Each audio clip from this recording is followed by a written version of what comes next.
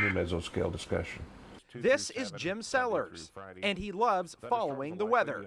Back when I was young and relatively healthy, I was, out chasing storms. But because of health problems, Jim is confined mostly to just his bed.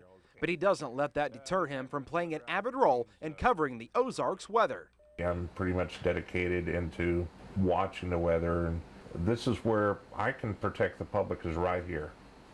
I don't have to be out anywhere. With 2 computers at his fingertips, accessing Doppler radar and the all-important amateur radio, Jim helps coordinate and disseminate weather information to many sources, like the National Weather Service. I basically control the amateur radio side of it and act as a clearing point for the information, talk via radio, providing them the ground truth reports. But Jim also is in direct connection with a group of storm spotters called Skywarn, and one of those is Jeff Morrissey. It's a way for us to enjoy our interest and then give back to the community. The protection of life and property is really the goal, and helping the National Weather Service issue warnings so media groups such as KSPR can get the word out to people, and hopefully results in less injuries and lives saved. When things get bad, Jeff is out in the elements tracking severe storms, using his mobile chase vehicle equipped with all the latest gadgets.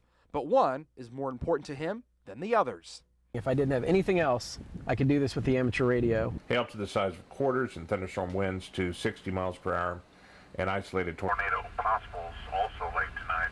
Spot activation may be needed late tonight across western Missouri and southeast Kansas. This is Missouri UAM. All right, thanks, Jim. Copy direct. KB0 Whiskey Victor Tango, clear. It's what gets me my information to safely position me on a storm, and what allows me to relay back the information about the storm. But with all of the technology like Doppler radar, why do we need people like Jeff to actually go out in the storms? Radar just can't see it sometimes, and I think it's very important. And spotters can report what's going on at the base of the storm, the wall cloud, funnel, whatever, a tornado on the ground, whatever it is.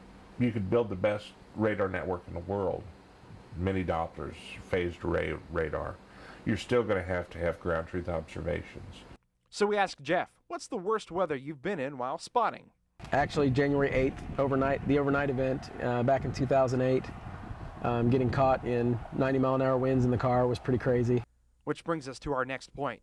It can be dangerous. The most important thing to understand is this is not a game. It's not something that you should just go out and do just because you're interested in it. Training and safety is key. Well, a hard job with work hazards has to be a good paycheck, right?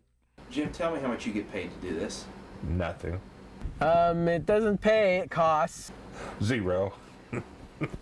It's a volunteer network, so it's all self-funded. It's all volunteer. All volunteer. For them, it's all about protecting life and property. It's what we do.